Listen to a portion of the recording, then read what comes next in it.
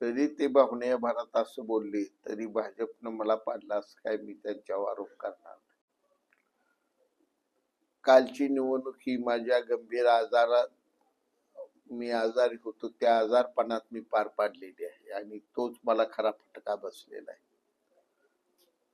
मी अहंकारानं सांगत नाही पण मी खात्रीनं सांगतो, येणारी निवडणूक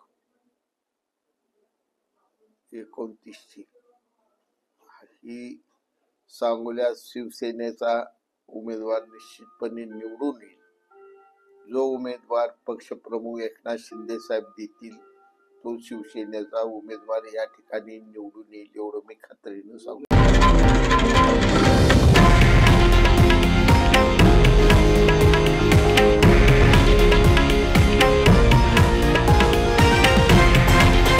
हे आहे देशातील नंबर 1 न्यूज नेटवर्क आणि आपण पाहत आहात TV9 मराठी, एकमेव.